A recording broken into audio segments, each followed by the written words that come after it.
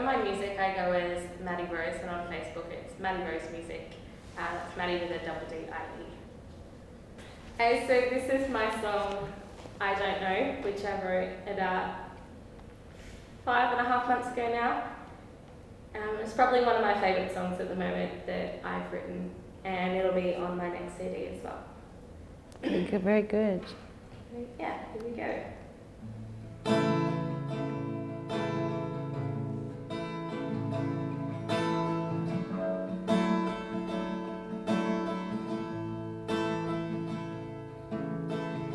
Going out the light, shine bright above our heads in the big city.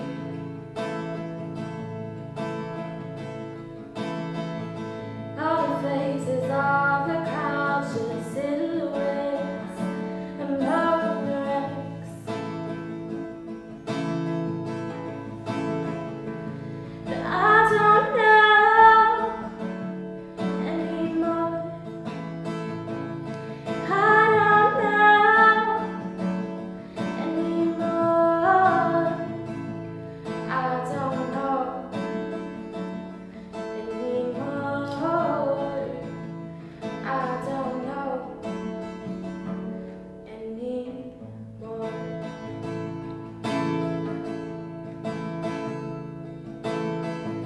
Got my shoes untied and always keeping an eye on my bike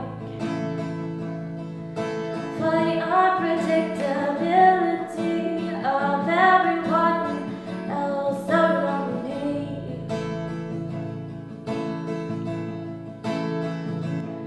I don't know anymore. I don't know anymore. I don't know anymore. I don't know anymore. But the lights, they shine so bright in this city. Oh, there are many faces hidden in the crowds. How will you ever know that I was ever really here in this city? A city of many faces hidden in the crowds. I don't know anymore. I don't know anymore. I don't know anymore. But what I know is that I'm yours.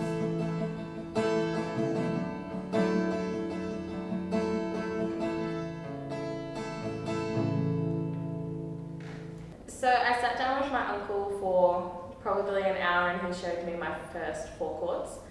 And since then I'm just self-taught, so I just took it from there and kept learning different chords and, you know, hearing different people do different things and going home and picking up my guitar and going, okay, well how can I use that in what I do, and how can I try to replicate what they're doing? So listening to other people to try to increase my skills and what I can do. I went through the stage that most musicians do, writing about the love and the love hurt, and so basically any of my songs are just inspired by what's going on at the time, mainly emotion based. In this kinds of field, like, there's a lot of rejection that you've got to learn to deal with and learn how to move forward from that and go, okay, so I wasn't right for this, what can I take away from that progress and that process to be able to move forward. And obviously that weighs on you at the start. Like, it was really hard. I'd walk away and be like, okay, it's me, I'm not good enough. But these days you kind of just learn, okay, I wasn't right for that, but maybe in 12 months I can go back and I can be right for that because there's these things that I can improve on. It used to be really bad every time I would perform, like I would shake like anything, but now I get really nervous before I step on stage, and once I'm on stage it's almost like a second home. I feel really comfortable and the nerves are just kind of gone. I think it's more the anticipation leading up to something than the actual event itself. So I think it's just kind of keeping in mind that I know once I step on that stage, I'm fine. You just got to kind of keep reminding yourself that you are good enough to be there. It's why you're there. I know for me, I grew up going, okay, so I'm a woman, I date a guy, that's how it happened. That's just social normative. It's what you grow up thinking. But it wasn't until earlier this year when I met Melissa that I was like, well, no, because social normatives versus being happy can be very different things. And for me, being with Melissa was the right thing because that's what made me happy, not being like, okay, the majority of society says I should be with a guy, so I'll be with a guy. Yeah, so I think for some people, they always know. Like for some people, they know they're in the wrong body, or they know, guys aren't for them, girls aren't for them, that kind of thing. For me, like I dated a couple guys and it didn't feel right. I wasn't that happy, and they ended after a couple months, and it was like, well, why isn't this working? Why doesn't it feel right? And to be with a girl, for me, that just feels like right, like emotionally, more than anything, because it's the personality that matters. It's not what gender they are. So my name's Melissa and I'm 21, also Maddie's partner. You met? We met on a dating app. Surprisingly enough. But yeah, then I moved in with Maddie and Chelsea earlier this year. Was living in my bag for the last 6 months, believe it or not, and then we got our first house together, all three of us. So now we all live together. She has a great habit of trying to help, and by help she takes over. Oh, I She's see. like, do you want to come and help me build this barbecue the other day? So I'm helping him screwing in the thing. So she comes over and she goes, let me help you. So she takes a screwdriver and starts doing it. And I'm like, okay. I'll sit here and look pretty and you can do it.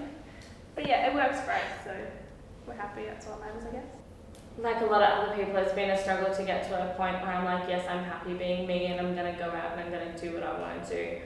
But I've gotten to a point now where I can be, well, I am who I am, and I'm not going to change for other people because that's going to make me unhappy. So I'm happy with who I am, I'm happy with what I'm doing. And I love the people that I have in my life.